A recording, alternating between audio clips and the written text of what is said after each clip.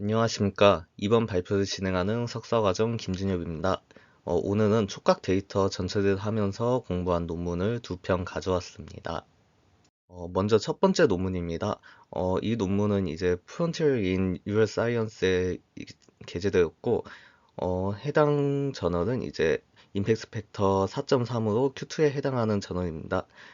이 논문을 선택한 이유는 이제 촉각에서 이제 오드벌 패러다임을 사용하는 게 흔치 않았는데, 이 연구에서는 이제 오드벌 패러다임을 사용했기 때문에 특이해서 가져오게 되었습니다. 먼저 인트로덕션을 간단히 보겠습니다. 해당 연구 인트로덕션의 첫 단락은 이 제품 디자인에서 촉각 인식의 중요성에 대해서 말을 하고 있습니다. 어, 이제 마찰 증가를 통해 이 그립을 강화에 기여할 수 있는 디자인이 있는데, 이 질감 디자인은 촉감 시 마찰을 넘어서는 신경 생리학적 상호작용에 중요한 이해가 필요하다고 합니다. 그리고 다음 단락을 보면 이 촉각 인식 연구는 이제 굉장히 이 어려움이 많이 있다. 그런 내용을 말하고 있고, 어, 지금 다양한 영향 요인으로 인해 이 신경 과정의 이해가 굉장히 복잡하다. 그렇게 이야기하고 있습니다. 다음 장에서는 이제 비선형 뇌파 분석과 촉각 인식에 대해서 이야기하고 있습니다. 비선형 뇌파 분석에서 재발 플롯, 그러니까 RP는 이 뇌파의 본질을 포착하는데 높은 정확도를 가지고 있기 때문에 이제 뇌파를 분석할 때 정말 좋은 방법이다. 그렇게 이야기하고 있습니다. 마지막 단락을 보면 이제 능선 형태가 촉각 인식에 미치는 영향에 대해서 이야기하고 있습니다. 저희가 흔히 볼 수 있는 이제 삼각형 능선이 있는 제품은 이 날카로운 가장자로 인해서 이제 잠재적으로 불편함을 가지고 있다고 합니다. 따라서 이것을 이제 뇌 활동 영향을 조사를 해서 이제 제품에 대한 촉각 특성은 이제 최적화가 필요하다고 하고 있습니다. 먼저 테스트 베드에 대해서 설명드리도록 하겠습니다. 이 연구에서는 이제 오드블 패러다임을 쓰기 때문에 한 번에 이 두 가지 샘플이 장착될 수 있는 이 테스트 베드가 필요합니다. 따라서 이 둘 중 한 곳은 이제 여기 뒤에 보이시는 이 스무스 샘플을 부착을 하고, 그리고 이제 그 반대쪽에는 이제 A나 B나 C 이 타겟 샘플을 이쪽에 장착을 한다고 합니다. 그리고 이 샘플이 이제 손과 어느 정도 닿는지를 측정하기 위해서 여기 필름으로 된 이 센서를 통해서 이 어느 정도 힘으로 이제 지금 작용을 하고 있는지 그걸 본다고 합니다. 그리고 이 테스트 베드는 크게 이제 상하 운동 그리고 이제 좌우, 그러니까 수직, 수평 그렇게 운동을 할 수 있다고 합니다. 다음은 샘플에 대해서 살펴보겠습니다. 샘플은 크게 이제 네 가지로 나누어지는데요. 먼저 이 A 샘플은 이제 끝이 뾰족하게 이렇게 깎여져 있는 샘플이고, 그 다음 이제 B 샘플은 여기 앞으로 뾰족한 이 샘플과는 다르게 끝부분이 이제 동그랗게 되어 있는 그런 샘플이고, 이제 C 샘플은 이제 비율 샘플에서 여기 위쪽을 살짝 깎아냈다. 그렇게 보시면 되겠습니다. 그렇기 때문에 이제 A로 가면 갈수록 이제 더 뾰족하고, 이제 C로 가면 갈수록 뭉툭하다. 네, 그렇게 말씀드릴 수 있겠고요. 그리고 이제 여기 D는 이제 스무스 샘플로, 이것은 이제 논 타겟 샘플로서 사용될 것입니다. 어, 이제 자극에 대해서 설명드리도록 하겠습니다. 자극은 이제 오드블 패러다임을 사용하였고, 한 트라이얼당 논 타겟 샘플이 90회, 그리고 타겟 샘플이 30회로 총 120회가 진행되었고, 비율은 이제 75대 25였습니다. 그리고 직접 이 마우스 버튼을 피험자가 클릭을 해야지 이 다음 타겟 샘플이 나오도록 설계되었습니다.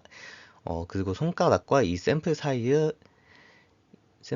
이 로드는 0.8N으로 고정되었고, 또 속도는 10mm/s로 고정되었습니다. 그리고 이 샘플 사이사이의 시간은 이제 2초로 고정되었습니다.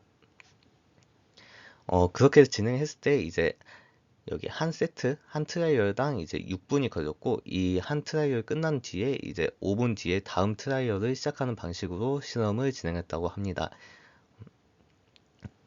피험자들은 19에서 24세의 나이였고, 전부 다 남성이었으며 이 오른손잡이였습니다. EEG는 총 32채널을 측정을 하였고, 사용된 채널은 이제 오른쪽 그림과 같습니다. 샘플링 프리퀀시는 1000Hz였으며 이 레퍼런스로 잡은 것은 여기 귀 쪽의 M1과 M2였습니다. 밴드 패스는 0.5Hz에서 이제 40Hz 사이로 필터링 되었으며, 베이스라인 보정이 이루어졌습니다. 그 다음 대상 자극 데이터가 이제 섹션으로 나누어져 특징 추출을 위해 추출되었습니다. EIP 파형은 한 트라이얼에서 이제 모든 대상 자극을 이제 EEG 데이터를 중첩하고 평균화함으로써 얻어졌습니다. 그리고 각 전극에 대해 60에서 120, 그리고 170에서 200, 그리고 260에서 300ms 이 타임 윈도우에서 이 EIP 파형의 피크 전압을 얻었고, 이는 이제 앞에서부터 P100, 그리고 P200, P300의 피크 진폭을 선택하기 위해서 사용되었습니다. 먼저 이 RP, 그러니까 재발 플롯에 대해 설명드리겠습니다. 재발 플롯은 이제 재발 행동을 시각화한 것이라고 보면 됩니다. 예를 들어서 이제 600ms 보았을 때 이제 쭉 위로 올라가다 보면 여기 까만색으로 표시가 되는데, 이쪽 부분이 이제 600ms에서 나왔던 신호가 이제 다시 나왔다, 그렇게 보시면 되고, 600ms에서 나온 신호는 400에서 이제 한 1100까지 이제 계속 지속돼서 나왔다고 그렇게 볼 수 있습니다. 이제 이 RP 플롯에서 볼 수 있는 이 변수들에 대해서 이제 설명드리겠습니다. 먼저 Vmax입니다. Vmax는 이제 수직선의 최대 길이를 뜻합니다. 이 Vmax는 시계의 데이터에서 이 동일한 상태가 얼마나 오래 지속되는지를 나타냅니다. 그 다음은 L입니다. L은 이제 평행선의 이 평균 길이입니다. 평행선이라고 하면 여기 이 대각선이라고 생각을 하시면 되고, 이 대각선에 있는 이 길이들의 평균을 구한 것이 이제 L입니다. 이 L은 이제 시스템 발산의 역수라고 생각을 하시면 됩니다. 다음은 이제 TT인데, 이거는 이제 수직선의 평균 길이입니다. 이것은 이제 동적 시스템의 층화된 시간을 이제 표시를 한다고 생각을 하시면 되고, 이제 ENT, 그러니까 엔트로피는 이제 구하는 공식은 다음과 같고, 이 이 복잡성에 대해서 이제 점수를 매긴 거라고 생각을 하시면 됩니다. 오른쪽 그림은 이제 세 가지 샘플에 대해 이제 각 시간대별로 이 전극의 이 평균 EIP 토포그래피를 보여주고 있습니다. 빨간색으로 갈수록 이제 높은 고전압, 그리고 파란색으로 갈수록 저전압이라고 생각하시면 됩니다. 60에서 70ms에서는 이제 외인성 구성 요소인 P100이 유발되었고, 이 90ms 이전에는 토포그래피가 주로 왼쪽 방구에 위치해 있어, 이는 자극을 준 오른쪽과 이제 반대쪽에 있는 신경 활동이 이제 집중되어 있다는 것을 나타냅니다. 이는 이제 선행 연구들과 이 내용이 일치합니다. 그리고 110ms 이후에는 이 토포그래피가 주로 이제 전압이 높은 게 이제 주로 양쪽에 위치했는데, 이는 100ms 이후에 2차 촉각 영역에서 양측 기여에 대해 이제 두 개 내 증거하고 이제 일관성이 있습니다. 이 토포그래프를 봤을 때 이 긍정 이 두피가 이제 이지가 긍정적으로 활성화되었다는 것을 보여주는데, 이것은 이제 물체의 형상하고 질감을 인식하는 데 있어서 유발된 것입니다. 오른쪽 그림을 보시면 일단 A는 왼쪽 방구에 위치한 전극들, 그리고 B는 이제 오른쪽 방구에 위치한 전극, 그리고 C는 이제 중앙 부분에 위치한 전극의 평균 EIP 파형을 나타내고 있습니다. 보라색 원은 이제 P100, 그리고 녹색 원은 P200, 그리고 빨간색 원은 P300의 피크에 해당합니다.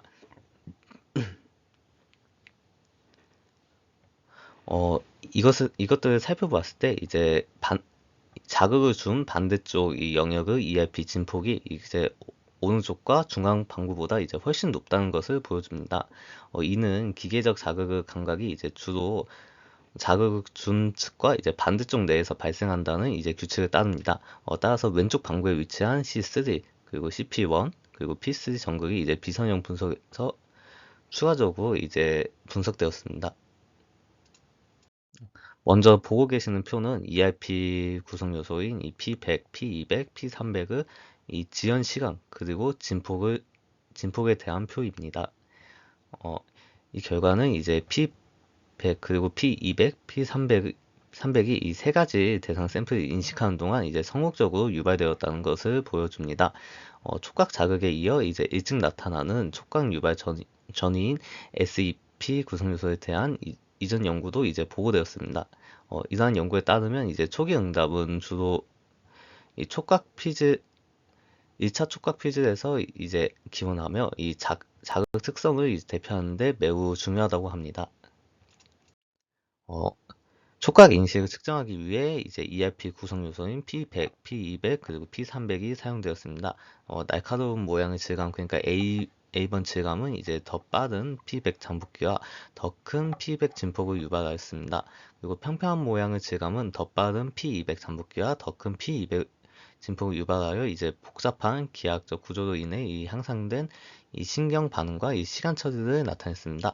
P300 진폭은 이 자극 처리에 투입된 주입 자원의 양을 반영한다고 합니다.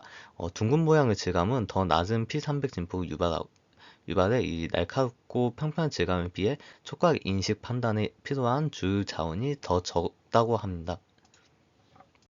먼저 오른쪽 위에 있는 그림부터 설명드리도록 하겠습니다. 오른쪽 위에 있는 그림은 이제 세 가지 샘플에 의해 자극된 이 ERP 신호의 이 재발표, 그러니까 RP를 그린 것입니다. 그리고 그 아래 있는 그림들은 이 재발 정량화 분석 매개 변수, 그러니까 RQA의 값을 이 시간대별로 변화를 보여주고 있습니다.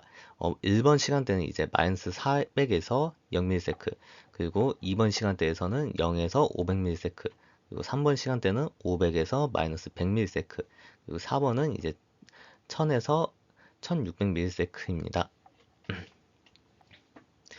이 그림들에서 보여주듯이 이 접촉 전인 이 마이너스 400에서 0ms에서는 이 RP가 균일한 상태를 보여주며 이제 검은색 영역의 분포가 균일합니다. 모든 RQA 또한 이 모든 RQA 변수 매개 변수는 이제 작습니다. 이 결과는 이 상태 동안 이 EEG 시스템이 이 안정적이고 이 초당의 범위에서만 진동했다는 것을 나타내고 있습니다.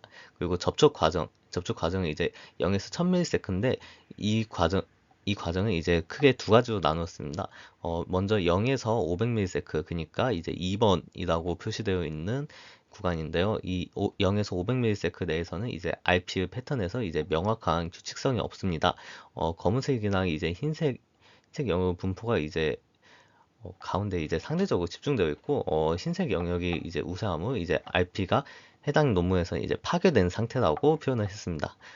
RP는 이 상태에서 이 EEG 신호의 이 변화가 크고, 이 EEG 시스템이 극도 비정상성과 이제 진동을 보여줬다는 것을 보여주고 있습니다. 또한 이 모든 RQA 매개 변수가 크게 증가했습니다. 그러나 이 500에서 1000ms 범위에서는 이제 RP가 균일한 상태를 보여주며 이 검은색 영역의 분포가 균일하고 이제 RQA 매개 변수가 전반적으로 모두 감소한 것을 볼 수 있습니다. 이는 이 단계에서 이제 촉각 인식이 완료되었다는 것을 보여줍니다. 그리고 접촉 후인 1000에서 1600ms, 그러니까 4번 이 경우에서는 이제 EEG 신호의 이 RP는 이 드리프트 패턴, 그러니까 이제 대각선으로 크게 늘어나는 저게 드리프트 패턴을 이제 보여줬고, 이 검은색 영역의 분포가 상대적으로 균일하고 이제 이 대각선으로 평행한 이 방향을 따르는 것을 나타냅니다. 이는 이 단계에서 이 이지 신호가 시간에 따라 천천히 변하고 이제 진동이 상대적으로 안정적이라는 것을 보여주고 있습니다. 균일한 상태하고 이제 비교했을 때 이제 RQA 값들은 전반적으로 증가하는 것을 보여주었습니다. 세 가지 샘플의 이제 RP에서 이 차이점은 이제 1000에서 1600ms 영역에 집중되었습니다.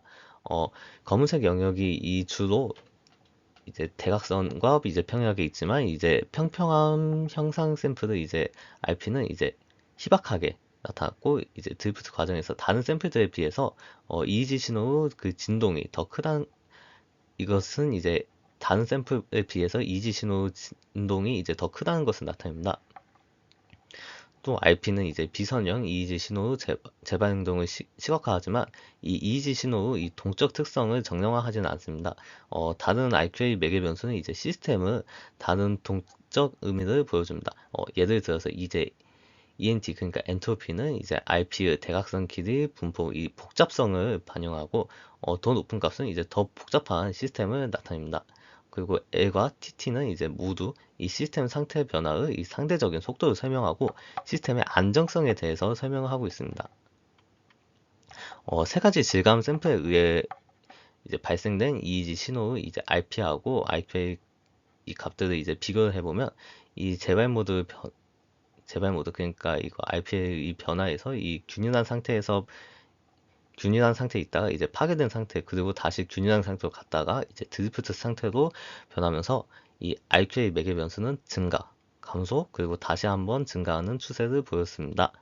촉각 인식 과정인 0에서 1000ms 동안 이제 모든 RPA 매개 변수가 이제 L 매개 변수 이제 제외하고는 이제 평평한 형상 그리고 둥근 형상, 날카로운 형상의 순서로 이제 높여갔음을 이제 알 수 있습니다. 이러한 결과는 이제 복잡한 기하학적 구조를 가진 이 평평한 그러니까 C번 이 형상이 이제 질감이 높은 이 RQA 매개 변수를 유발하고 뇌 EEG 시스템을 이제 강한 비정상성과 이제 진동 상태로 이제 이끌었다는 것을 보여줍니다. 두 번째 논문은 이제 센서라는 저널에 게재되었으며 임팩트 팩터는 3.9였고 Q2에 해당하는 저널이었습니다. 이 논문을 선택하게 된 이유는 이제 이 표준화된 이 샘플을 생성하여 이 샘플을 긁으면서 나오는 신호를 이제 측정을 한 뒤 이제 여러 가지 머신러닝을 돌려서 이제 정확도를 비교하기 때문에 이 앞으로 연구에 이제 도움이 될 것이라고 생각이 되어서 이제 가져오게 되었습니다. 먼저 인트로덕션입니다. 첫 번째 단락에서는 감각 피드백의 이 발전 필요성에 대해서 이야기하고 있습니다. 의술을 사용하는 이 사람들이 이제 일상생활 경험을 이제 개선하기 위해 촉각 감각이 이제 꼭 필요하고, 그리고 현재 의수 이 촉각 감각 능력엔 한계가 있어 이 의수 사용자들 사이에서 물체 조작 시 감각 피드백 부족으로 인한 문제점이 나타나고 있다고 합니다. 그리고 두 번째 단락은 어, 이 촉각 센서에 대해서 설명을 하고 있는 것이기 때문에 이 단락은 넘어가도록 하겠습니다. 마지막 문단에서는 이제 표면 인식 및 이 촉각 피드백을 통한 조작기 인텔리전스 향상 표면 특성 인식을 통해 이 조작기의 자율성 증가에 대해서 이야기하고 있습니다. 이 의술을 사용하는 재단자에게 촉각 피드백을 제공하고 이 표면 질감 인식을 위한 이 적절한 촉각 센서 그리고 기계 학습 알고리즘이 이제 굉장히 중요하다 그렇게 이야기하고 있으며 이 미끄러짐 속도를 식별하고 질감을 구분하며 이 여러 의수 손끝에 걸친 이 촉각 정보를 통합하기 위해서 이 논문에서는 이제 액체 금속 센서 그러니까 LMS를 이제 이용하겠다. 그리고 이것을 통해서 이 신호를 측정한 뒤 이 네 가지 기계 학습 알고리즘의 정확도를 비교해 보겠다. 그렇게 이야기하고 있습니다. 먼저 이 실험은 이제 로봇 팔 끝에 이제 로봇 의수를 이제 장착을 한 뒤 이 의수 손 끝에는 이제 LMS라는 이 리퀴드 메탈 센서를 이제 각각 하여 이 장착된 이 센서에서 이 컴퓨터로 신호를 보내주는 방식으로 실험을 진행하였습니다. 해당 실험에서는 이제 엄지손가락을 제외한 네 가지 손가락만 이용하였습니다. 해당 논문에서는 이제 샘플을 리츠 거리에 따라서 이 텍스처를 준비하였습니다. 텍스처 1은 이제 리츠 사이의 거리가 1mm, 그리고 텍스처 2는 리츠 사이의 거리가 2mm, 그리고 3는 3mm, 4는 4mm였습니다. 그리고 이 샘플을 이 로봇 손으로 긁는 속도는 이제 20mm/s 그리고 60mm/s, 100mm/s로 나누어졌고 다른 조건을 바꾸면서 실험을 하는 경우에서는 이제 속도는 통일하기 위해서 이제 60mm/s를 사용했다고 합니다. 그리고 해당 연구는 이제 한 트라이얼을 이제 20번 진행을 하였다고 하고 이 앞서 말씀드린 이 텍스처 1부터 4를 이제 순서를 이제 조합을 해서 이제 S1부터 S10까지 총 10개의 샘플을 준비하였다고 합니다. 어, 위에 보고 계시는 그림은 이제 이 실험이 어떤 식으로 진행되었는지 이제 사진으로 설명한 것입니다. 실험은 이제 샘플 위에 이 로봇손을 이제 엄지손가락을 제외한 네 개 손가락을 올려놓고 위에서 아래로 이제 쓱 하고 긁는 그런 방식으로 진행되었습니다. 그리고 여기서 나온 데이터는 이제 시간 영역 데이터에서 이제 추출된 이 주파수 특징은 이 512 포인트 FFT를 사용하여 계산되었고, 프레임 길이는 0.08초, 그리고 90% 중첩이 있는 해닝 윈도우였습니다. 어, 여기서 사용된 이제 네 가지 기계학습 알고리즘은 이제 KNN, 그리고 SVM, 그리고 RF, 그리고 NN이었습니다. 이 머신러닝 분류에 사용된 이 접근법에 대해서 간략하게 설명드리겠습니다. 먼저 SVM은 클래스 분류를 위한 이 초평면을 사용하고, 다른 모델들과 이제 비교할 만한 정확도를 보여줬다고 합니다. KNN은 이 지도에 대해 이 최단 거리를 기반으로 분류하고, 이 무작위 데이터 토글링을 통해 과적합을 방지한다고 합니다. 그리고 RF는 이 작업을 위해 이 500개의 트리로 이제 구축하였고, 이 더 많은 트리로 견고한 예측을 달성할 수 있다고 합니다. 또한 이 앞서 말씀드린 이제 KNN과 똑같이 이제 무작위 데이터 토글링을 통해 과적합을 방지하였다고 합니다. 그리고 뉴럴 네트워크 NN에 대해서 말씀드리자면 이제 데이터 분류를 위해 이제 두 층은 피드, 포워드 네트워크를 사용하였고, 이제 오류 개선이 멈출 때 이제 자동으로 훈련이 중단되게 설계되어 있다고 합니다. 먼저 오른쪽 그림에 대해서 설명드리도록 하겠습니다. 오른쪽 이 그림 2는 이 새끼손가락을 센서에서 이시 데이터로 이제 질감 3에서 이제 20mm로 슬라이딩을 할 때 보인 반응입니다. 그리고 F는 이제 같은 조건에서 이제 속도만 다르게 60mm/s로, 그리고 여기 G는 이제 다시 이제 속도 다르게 해서 100mm/s로 진행한 결과입니다. 그리고 오른쪽에 있는 스펙트로그램은 각자 이 왼쪽에 해당하는 것을 이제 스펙트로그램이라고 생각을 하시면 됩니다.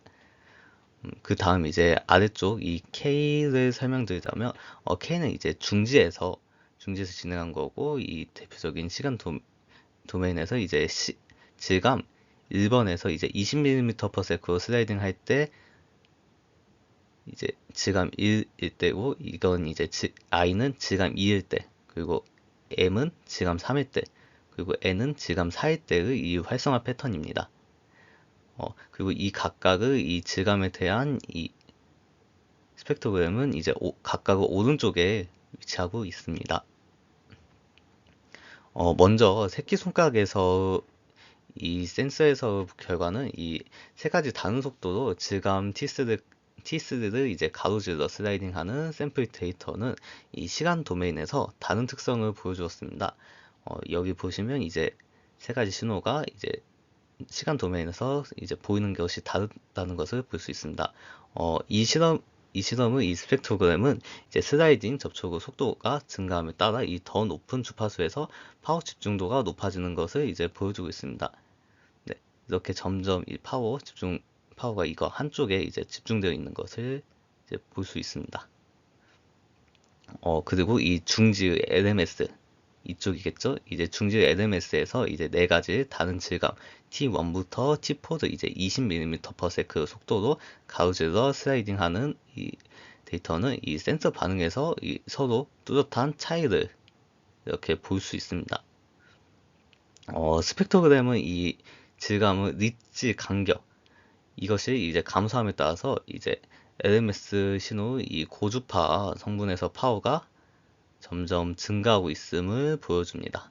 이러한 특징은 이제 슬라이딩 접촉의 속도하고 질감 특징에 이제 관련되어 있어서 이제 기계학습 분류 알고리즘에 활용되었습니다. 어, 다음은 이제 개별 손가락 센서로 측정한 슬라이딩 접촉 속도에 대한 결과에 대해서 말씀드리도록 하겠습니다. 먼저 그림에 대해서 설명을 한번 드리겠습니다. 먼저 여기 왼쪽에 있는 A 그림을 보시면 여기 초록색 KNN을 제외한 이 SVM, RF, 그리고 NN 알고리즘에 대해 서로 다른 이 슬라이딩 속도를 구별하는 이 모든 네 손가락의 평균 분류 결과는 99%를 넘었다고 합니다. 그리고 여기 B를 보시면 이제 특정 질감에서 슬라이딩 접촉 속도를 감지하는 이 개별 손가락 분류 정확도는 모든 경우에서 이제 95%를 넘었다고 합니다. 기계학습 알고리즘은 이 각 손가락에서 앞서 말씀드린 것처럼 모든 이 속도를 이 높은 정확도로 이제 구별할 수 있었습니다. 이 네 손가락으로부터 얻은 속도 분류 정확도 이 전체 평균과 표준 편차는 이제 아까 말씀드린 이 표 A에 이제 위치하고 있습니다. SVM 그리고 RF, NN은 이 모든 네 가지 질감에서 이 슬라이딩 접촉을 다른 속도를 감지하는데 거의 완벽한 정확도인 이제 99% 이상을 보여주었습니다. 이원 분산 분석은 이 KNN은 이 분류기 정확도가 이 다른 알고리즘과 이제 유의하게 다르다는 것을 나타냈습니다. RF, SVM 그리고 NN 사이에서는 유의한 이 차이가 없었다고 합니다. 또한 이 슬라이딩 접촉 속도를 감지하는 분류 정확도는 질감에 의해 유의하게 영향을 받았습니다.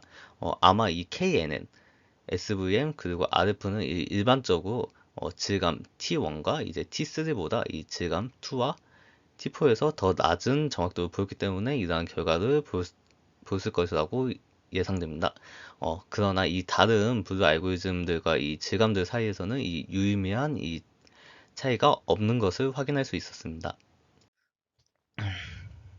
다음은 이제 개별 손가락 센서로 서로 다른 질감을 분류한 결과에 대해서 말씀드리겠습니다. 오른쪽에 보고 계시는 이제 표는 이제 세 가지, 먼저 왼쪽 표는 이제 세 가지 다른 슬라이딩 접촉 속도로 다른 질감을 구별내는 이제 전체 분류 결과를 이제 평균을 낸 것이고, 이 B는 이제 세 가지 다른 슬립 속도, 이걸로 이제 올바른 질감을 감지하기 위한 각 손가락의 분류 정확도를 이제 표현을 하고 있습니다. 이 센서들은 이 네 가지 다른 질감을 구별하는 데 테스트되었습니다. 각 분류기의 평균 질감 분류 정확도는 이제 전체적으로 가장 높은 정확도를 가진 분류기는 이제 97.8로 이제 NN이었습니다. NN은 이제 20mm/s 그리고 60mm/s 속도에서 가장 높은 전체 정확도를 보였으나 RF 알고리즘이 이제 98.3% 분류 정확도로 100mm/s 슬립 속도로 설정했을 때 이제 NN을 살짝 능가하는 것을 보여주었습니다. 이원 분산 분석은 이 모든 알고리즘의 분류 정확도가 서로 유의하게 다르다는 것을 보여주었습니다. 이것은 이제 KNN 그리고 SVM, RF, NN이 서로 함께 이제 정확도가 증가하는 이런 추세가 있어서 그랬던 것으로 이제 추측하고 있습니다. 그리고 이것들은 이제 각 손가락에 일관되어 이제 결과가 나타났습니다. 그러나 이 슬라이딩 접촉 속도에 따른 이 질감 감지 정확도에는 이 통계적으로 유의한 결과가 없었다고 합니다. 또한 이 분류 알고리즘들과 이 슬라이딩 속도들 사이에서도 이제 서로 유의미한 연관이 없었다고 합니다. 다음은 이 복잡한 다중 질감 표면을 구별하기 위한 계층적 촉각 감각 통합에 대해서 말씀드리겠습니다. 여기서 여기 다중 질감은 앞서 말씀드린 이 샘플들, 이 T1부터 이 T4를 이제 순서를 바꿔가면서 섞은 이 샘플들에 대한 얘기입니다. 먼저 이 그래프에 대한 설명을 드리자면, 4개의 손가락 센서를 동시에 사용해서 10가지의 다른 이 다중 질감 표면을 감지한 분류 결과입니다. 5가지 다른 다중 질감 표면의 예시는 여기 상단에 이거 보시는 것처럼 이제 이런 식으로 섞여 있습니다. 평균적으로 NN은 이 형태들의 이 계층적 촉각 감각 통합에 대해 이 가장 높은 분류 정확도를 보여주었습니다. 다중 질감으로 구성된 이 10가지 표면은 이 인공 손가락 끝에 이 센서를 동시에 사용해서 분류되었습니다. 5가지 다른 다중 질감 표면의 예시는 아까 말씀드린 것처럼 여기 위에 표시되어 있고, 다른 것은 이제 앞서서 한번 보여드렸습니다. 전체적으로 이제 가장 높은 분류 정확도를 가진 알고리즘은 NN으로 99.2% 애큐러시를 보여주었습니다. NN은 이 모든 표면에서 가장 높은 전체 분류 정확도를 보였지만 이 표면 S7과 이 여긴 안 나와 있는데 이제 S8에서의 이 RF 알고리즘이 이 NN을 약간 능가했다고 합니다. 이원 분산 분석은 이 모든 분류 알고리즘의 정확도가 서로 유의하게 다르다는 것을 보여줬습니다. 그리고 이 다른 표면들은 이 분류 정확도에 유효한 영향을 미쳤다고 합니다. 또한 알고리즘의 분류 정확도와 이 다중 질감 표면 간에 유의한 상호작용이 있었다고 합니다. 이 상호작용은 RF가 모든 표면에 걸쳐 이 전체 분류 정확도가 NN보다 낮음에도 불구하고 표면 S7과 S8에서 이 NN을 능가했기 때문일 것입니다.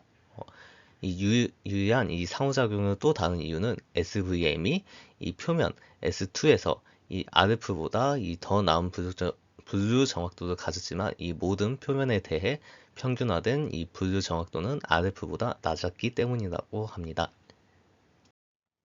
첫 번째 논문에서는 처음에는 이제 어떤 위치가 가장 사용자에게 편안함을 주는지만 이제 분석을 할 줄 알고 접했는데, 끝까지 읽어보니까, 사용자에게 이제 빠른 인식을 주는 리치도 이제 따로 분석을 하고, 이제 어떤 리치가 이제 사용자에게 편함을 주는지도 이제 정말 여러 가지 방면에서 분석을 했던 것이 이제 인상 깊었고, 두 번째 논문은 이제 각 손가락마다 이제 다른 촉각 샘플을 이제 인가에서 측정하는 게 이제 굉장히 뭔가 새로웠고, 여기서 이제 사용한 이 분석 방법을 이제 제가 이제 실제로 이 촉각 데이터를 이 분석할 때 한번 사용할 수 있지 않을까 생각이 듭니다.